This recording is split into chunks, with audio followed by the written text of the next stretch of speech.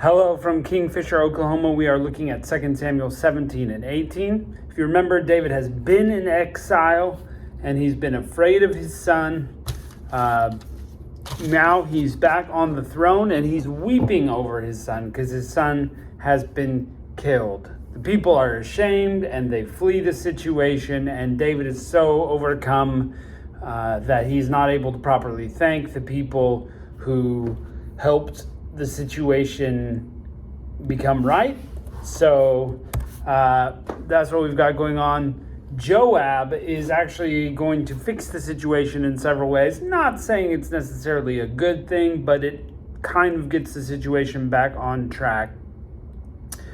Joab gets in David's face and says, listen, you need to be a king, not a weeping father. All your people are going to leave you if you keep this up. So he does. He gets back on the throne and starts to set things right. Well, everyone starts coming back together. He gets the tribes going back his way, and he's trying to point Israel the right direction. He forgives Shimei, who's been throwing rocks at him and cursing him.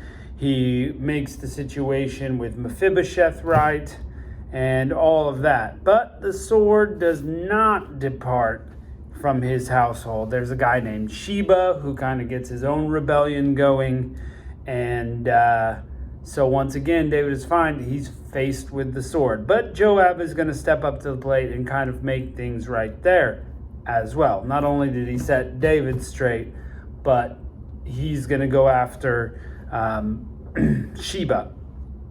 And so he goes and tries to hunt him down and chases him down to the city. And he says, hey, listen, people of the city, we're going to tear down your whole city if you don't give us Sheba. And some wise lady goes, done deal. Cuts off his head, throws him out the window, throws the head out the window, and everybody goes home. Now we're on the side of David again. Meanwhile, Joab in there also, he kills somebody with the sword to kind of sort things out, who's kind of hemming and hawing. So there's quite a lot of killing. It's a very bloody chapter, or chapters, I guess I should say. But the whole point is David is on the throne, and God's right. God said the sword is not going to depart from your house. So let's not leave out the fact that God calls this. It's one of those short-term prophecies of the Bible. We have like short-term, medium-term, and long-term. And some of the long-term haven't even been fulfilled yet after thousands of years, but they will be. Why?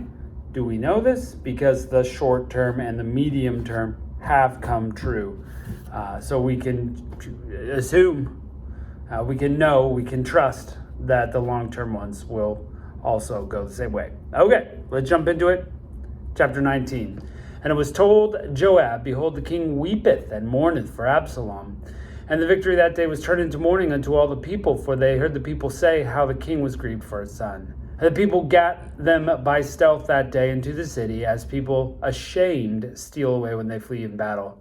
The king covered his face, and he cried aloud, O my son, Absalom, my son, my son. And Joab came to the house and said to the king, Thou hast shamed this day all the faces of thy servants, which they have saved thy life, and the lives of thy sons and daughters, the lives of thy wives and thy concubines. Look, these people saved you. Show them some gratitude.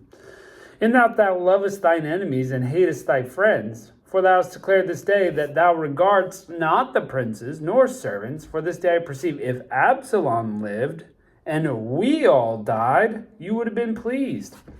Yikes. Sometimes we need a good friend to set us straight. That friend needs to be grounded in God. Don't get me wrong here. That way they know what actually they should be saying. But now therefore arise, go forth, speak comfortably unto thy servants, for I swear by the Lord, if thou not go forth, there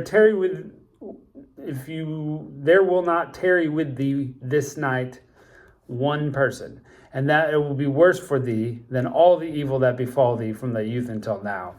And he has gone through a lot. Then the king arose and sat in the gate and told all the people, saying, Behold, the king doth sit in the gate. And all the people came before the king, for Israel had fled away, every man to his tent. And all the people were at strife throughout all the tribes of Israel, saying, The king saved us out of the hand of the enemies, and he delivered us out of the hand of the Philistines. But now he's fled out of the land for Absalom. There's confusion. What's really going on? Absalom, whom we anointed over us, is dead in battle. Therefore, why speak ye not word of bringing the king back? And King David sent Zadok and Abiathar the priest, saying, Speak unto the elders of Judah, saying, Why are ye the last to bring the king back to this house? Seeing the speech of all Israel is come to the king, even to his house.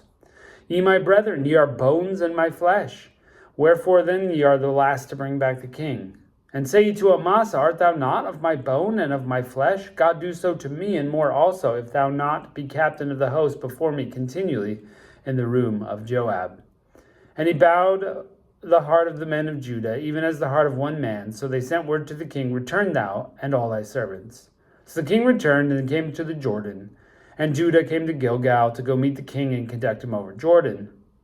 And Shimei, the son of Gera, a Benjamite, which was of Bahurim, hasted and came down to meet with the men of Judah and meet King David. And there were 1,000 men of Benjamin with him, and Ziba the servant of the house of Saul, and his 15 sons, and his 20 servants with him. They went over the Jordan before the king. So these are people who kind of had some sort of dealing with him on his way out. Now they're dealing with him on the way back in. And there went over a ferry boat to carry the king over the household, and to do what he thought good. And Shimei the son of Gera fell down before the king as he was come over Jordan. And he said unto the king, Let my lord not impute iniquity to me, neither do thou remember that which thy servant did perversely the day my lord went out of Jerusalem, that the king should take it to his heart. For the servant doth know I have sinned. Therefore, behold, I am come this first day of all the house of Joseph to go down and meet my lord the king. Now this is the right thing to do. Repent of your sins right away when you realize it. Don't know this guy's motive, but it just reminds me. That's what we should do. But Abishai, the son of Zeruiah, said, Shall not Shimei be put to death because he cursed the Lord's anointed? David said, What have I to do with you, sons of Zeruiah, that you should be this day adversaries unto me? Shall there be any man put to death this day in Israel? For do I not know that I am king this day over Israel? Hey, let's relax, people. We don't need more deaths. Therefore the king said unto Shimei, Thou shalt not die. And the king sware unto him. And Mephibosheth, the son of Saul, came down to meet the king. And he had neither dressed his feet, nor trimmed his beard, nor washed his clothes from the day the king departed until the day he came in peace. Now Mephibosheth was Jonathan's son and Saul's grandson. And David had been taking care of him on behalf of Saul's family, especially Jonathan. And he's, lame in both feet, can't walk, and he's been sitting at the king's table eating his food.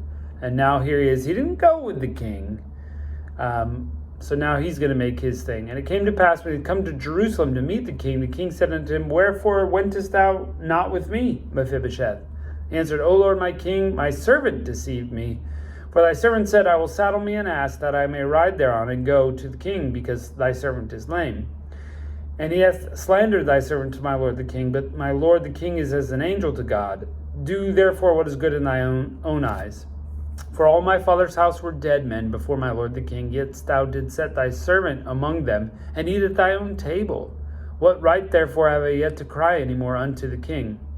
The king said unto him, Why speakest thou any more of thy matters? I have said, Thou and Ziba divide the land. And Mephibosheth said to the king, Let him take all of it, for as much as my lord the king has come again in peace to his own house. So maybe this is a little like Solomon's that will come later, but it's like he said, I'm going to make you split it, and if Mephibosheth protests too much, then maybe he knows his true heart. And since he's like, oh, he can have all of it, then he knows he's kind of really happy to see the king. And he heard both sides, so who's to say? Who's to say who's right here? But he smooths the situation over. We're ready to move on. Barzillai the Gileadite came from Rogelim and went over the Jordan with the king to conduct him. Now Barzillai was a great aged man, even 80 years old, and he had provided the king sustenance while he lay at Mahanaim, for he was a great man. The king said unto Barzillai, Come thou over with me, and I will feed thee with me in Jerusalem. So David's going to take care of him now that he's back as king. Barzillai said unto the king, How long have I to live that I should go with the king to Jerusalem? I am this day 80 years old, and can I discern between good and evil? Can thy servant taste what I eat or what I drink? Can I hear more than the voice of singing men and women? Wherefore should thy servant be yet a burden to thy king? Thy servant will go a little way over the Jordan with the king, and why should the king recompense it with me with such a reward? Let thy servant, I pray thee, turn back, and may I die in my own city, buried in my own grave, by the grave of my father and mother. But behold, thy servant Chimham, let him go over with the lord the king, and do unto him what seemed good to thee. King answered, Chimham shall go with me, and I will do unto him what seemed good unto thee, and whatsoever thou shalt require of me, I will do for thee. And all the people went over Jordan, and the king was come over. The king kissed Barzillai and blessed him, and he returned to his own place. King went to Gilgal, and Chimham went on with him. And all the people of Judah conducted the king, and also half the people of Israel. And behold, all the men of Israel came to the king, and said this to the king, Why have our brethren the men of Judah stolen thee away, and have brought the king and his household, and all David's men over him the Jordan? And all the men of Judah answered the men of Israel, saying, Because the king is kin to us.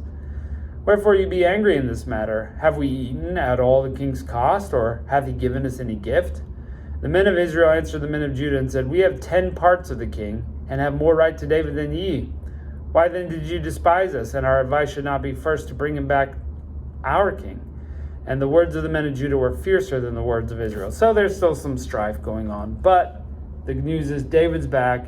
He's king, and he's trying to make it right and move forward. But the sword will not depart from his house, from his sin, if you recall. Chapter 20. There happened a man of Belial, which is a man of lawlessness or not good things, whose name was Sheba, the son of Bichri, the Benjamite. And he blew the trumpet and said, We have no part in David, neither have we inheritance in the son of Jesse, every man to his tent, O Israel. So every man of Israel went up from David, and followed Sheba the son of Bichri. But the men of Judah clave unto their king, from Jordan even to Jerusalem. David came to his house in Jerusalem, and the king took the 10 women, his concubines, whom he left to keep the house, and put them in a ward, and fed them, but went not unto them. So they were shut up till the day of their death, living in widowhood. If you recall, those were the same 10 that Absalom had become close acquaintances of. Then the king said to Amasa, Assemble me the men of Judah within 3 days, and be thou there present. So Amasa went to assemble the men of Judah, but he tarried longer than the time he had set to appoint him. And David said to Abishai, Now tell Sheba the son of Bichri will do us more harm than did Absalom. Take thou thy Lord's servants, and pursue after him, lest he get in fenced cities and escape us. And there went after him Joab's men, and the Cherethites and the Pelethites, and they went over, mighty men. And they went out of Jerusalem to pursue after Sheba the son of Bichri. And when they were at the great stone which is in Gibeon, Amasa went before them. And Joab's garment that he had put on, he girded onto him, and upon it a girdle with a sword fastened on his loins, and the sheath thereof. And it fell, as he went forth, it fell out. And Joab said to Amasa, Art thou in health, my brother? And Joab took Amasa by the beard with the right hand to kiss him. But Amasa took no heed that the sword was in Joab's hand. So he smote him in the 5th rib, and shed out his bowels to the ground, struck him not again, and he died. And Joab and Abishai his brother pursued after Sheba the son of Bichri. And one of Joab's men stood by him and said, He that favoreth Joab and is for David, let him go after Joab. And Amasa wallowed in the blood in the midst of the highway. And when the men saw that the people stood still, he removed Amasa out of the highway in the field, and cast a cloth over him, when he saw that everyone who came by stood still. So he kind of shocked everybody. It was like 2 factions working for David. But Amasa's kind of like, well, we're going to see how this plays out. And so Joab kills him, and then puts him off to the side, and then everybody kind of follows Joab. And he went through all the tribes of Israel unto Abel, and to Beth-makkah, and all the Berites. And they were gathered together, and also went after him. And they came and besieged him in Abel of Beth-makkah. And they cast up a bank against the city, and it stood in the trench. And all the people with Joab battered the wall to throw it down. They're fighting against Israel. And then cried a wise woman out of the city, Hear, hear, say, I pray you, unto Joab, Come hither, that I may speak with thee. And when he was come near, the woman said, Art thou Joab? He answered, I am he. And she said to him, Hear the words of thine handmaid. And he answered, I do hear. And she spake and said, There won't be to speak in old time. They were wont to speak in old times, saying, they surely shall ask the counsel of Abel. And so they ended the matter. I am one of them that are peaceable and faithful in Israel. Thou seekest to destroy a city and a mother in Israel? Why wilt thou swallow up the inheritance of the Lord? Joab answered and said, Far be it from me that I should swallow up or destroy. The matter is not so, but a man of Mount Ephraim, Sheba, the son of Bichri, by name, hath lifted up his hand against the king, even against David. Deliver him only, and I will depart from the city. Now this is wisdom. Let's just get rid of the problem. Let's not make it all a problem between everybody. The woman said unto Joab, Behold, his head will be thrown over the wall to thee. Then the woman went and unto all the people in her wisdom. They cut off the head of Sheba, son of Bichri, and cast it out to Joab. And he blew a trumpet and retired from the city, every man to his tent. And Joab returned to Jerusalem unto the king. And Joab was over all the host of Israel, and Benaiah, son of Jehoiada, was over the Cherethites and over the Pelethites. And Adoram was over tribute, and Jehoshaphat, the son of Ahilud, was recorder, and Sheva was the scribe, and Zadok and Abiathar were the priests, and Ira was also the Jerite, a chief ruler about David.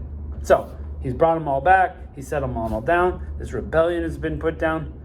Maybe now he'll get some peace? Don't count on it, because the sword will never depart from the house of David. It says, God said it, so it's going to happen, it's going to be true, count on it.